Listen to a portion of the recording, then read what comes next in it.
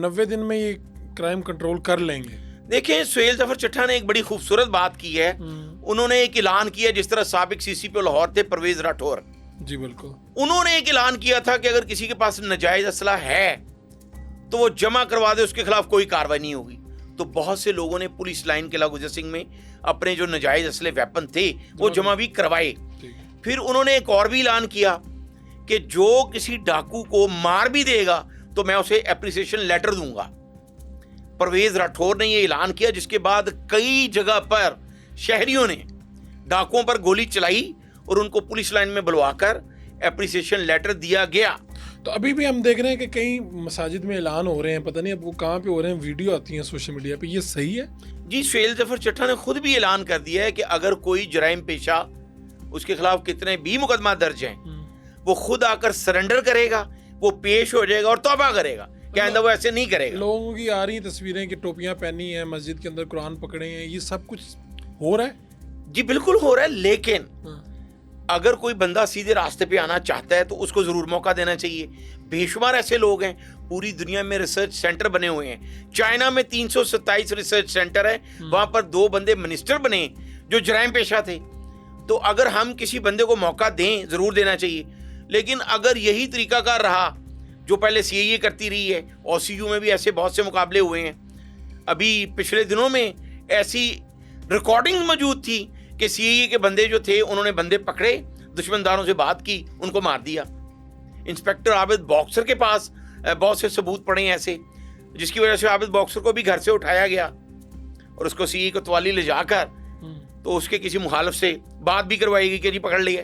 तो इस तरह नहीं होना चाहिए। वो भी यानी आबिद बॉक्सर वाला जो वाकया हुआ था वो भी इसी का शाखसाना था, यानी पैसे किसी ने दिए थे? जी, प्लान था सारा। अच्छा। अभी तक आबिद बॉक्सर जो है वो उसको ना उसका जो वेपन लिए गए और उसकी जो अरबों रुपए की प्रॉपर्टी जो वो खुद कहता है कि मेरी अरबों की प्रॉपर्टी, उसके कागजात जो वो भी नहीं दिए गए। और वो सीसीपी लाहौर बिलाल सिद्दीक के मैना का क्लास फेलो भी है जीसी का, उसके बावजूद। तो यानी क्या मारने के लिए उठाया था, ये चीजें लेने के लिए उठाया गया था? देखें जी, उसको सिर्फ ना निशाने इबरत बनाने के लिए उठाया गया था, जो वो खुद भी इस बात की तस्दीक करता है। और जिस बंदे के कहने पे उठाया गया था वो कभी आबिद बॉक्सर का दोस्त था। अच्छा। और उसके बाद जब उन्होंने अपना टारगेट अचीव कर लिया, देखें जिस तरह रेड किया गया और उसके बाद ये मुकदमा निकला। हाँ। अब आबिद बॉक्सर को ये कहा गया कि आपने मीडिया पे बात नहीं करनी, ये नहीं करना वो। अगर अपने साथी के साथ इस तरह करेंगे तो फिर बाकी लोगों के साथ क्या बदला करें? पुराना लिया या कोई क्या किसी के कहने पे पैसे लेके कुछ किया? जिस तरह फरूख साहब मैंने आपको बताया कि बेशुमार ऐसे लोग हैं जो बाहर बैठे हुए हैं, वो अपने बंदों को यहाँ पे मरवा देते हैं। आपको पता है, स्पेशल ब्रांच की एक रिपोर्ट हमने अपने पीएनएन चैनल पे चलाई थी। 235 अफराद ऐसे थे जो शूटर हैं, और ये स्पेशल ब्रांच की रिपोर्ट है। वो 62 अफराद के साथ हैं।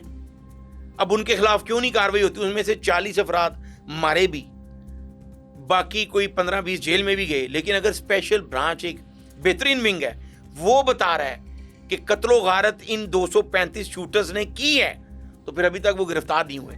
ये जो इस वक्त लोग मारे जा रहे हैं, इससे बरक्स के भाई वो उससे फ़ायदा हो रहा है या नुकसान हो रहा है? ये जो ऑफिसर्स हैं, इसमें बहुत से लोगों के नाम बनेंगे, जैसे चट्टा साहब, इनका नाम गूंज रहा है अब हर तरफ, और बहुत से लोगों का आएगा। इसी तरह शहबाज शरीफ साहब के दौर में भी बहुत से लोगों के नाम बने थे जी। लेकिन मैंने ये देखा है, आप मुझे बताइएगा कि मैं गलत हूँ या ठीक हूँ, कि बाद में इनमें से शायद ही वाहिद आबिद बॉक्सर हैं जो इस वक्त हयात हैं, वरना बाद में या मार दिए गए या मर गए या जो भी है, उनमें से कोई नामी ग्रामी आदमी इस वक्त मौजूद नहीं है। आप ठीक कह रहे हैं। मैं आपको एक पुलिस मुकाबले की मिसाल देता हूँ। आईजी इस्लामाबाद अली नासर रिजवी, जब डीपीओ कसूर थे तो मुदस्सर नाम का एक लड़का नौजवान मार दिया, और वो गलत मारा गया, वो जराइम पेशा नहीं था। मुदस्सर नाम की वजह से उसको मार दिया गया। बाद में कई करोड़ रुपए देकर उसकी फैमिली से सुलह की गई। तो इस तरह के भी कई मुकाबले होते हैं। देखें, अगर जो ये जो आज कर रहे हैं, इनका मुस्तकबिल क्या होगा इन ऑफिसर्स का, आप क्या देखते हैं? और आपको लगता है कि ये कोई लंबा सस्टेनेबल मॉडल होगा, चलते जाएंगी ये चीजें, चलती जाएंगी? फरूख साहब, अब अगर तो ये सीधे नहज पे रहे, जिस तरह मैंने आपको मिसाल दी कि आईबी, एमआई, ये सारे डिपार्टमेंट बने और आज तक एग्जिस्ट कर रहे हैं। अब आईएसआई जो काम कर रही है वो पाकिस्तान की बका के लिए है। बेशुमार ऐसे रॉ के एजेंट पकड़े हैं उन्होंने, बेशुमार लड़कियां रॉ ने भेजी जो आईएसआई ने पकड़ी। ابھی انہوں نے 6 جو بہاولپور سے پکڑے ہیں ہینڈلر, ان کو دبئی سے ISI نے جو پکڑے ہیں لاہور سے, پنجاب سے, ان کو دبئی سے را ہینڈل کر رہی تھی اور پیسے بھی بھجوا رہی تھی. یہ جو ہمارے CTD کے SSP ہیں, انہوں نے ہمارے ساتھ وقار عظیم, انہوں نے بات کرتے ہوئے آن دی ریکارڈ کا ہے کہ جی یہ را ان کو فنڈنگ کر رہی تھی, ہم نے پکڑا ہے. تو اگر تو اس طرح کا ڈپارٹمنٹ کوئی بھی جو سیدھے نہج پہ رہے تو وہ بعد میں بھی ایگزسٹ کرتا رہے گا. جس طرح OCU کو ایسے ہٹا دیا گیا جس طرح کسی بچے کو کہا جاتا ہے کہ چل باہر نکل. تو یہ جو عمران کشور ہیں انہوں نے ریزائن دے دیا تھا. عمران کشور بالکل اس میں بھی سیاست ہوئی.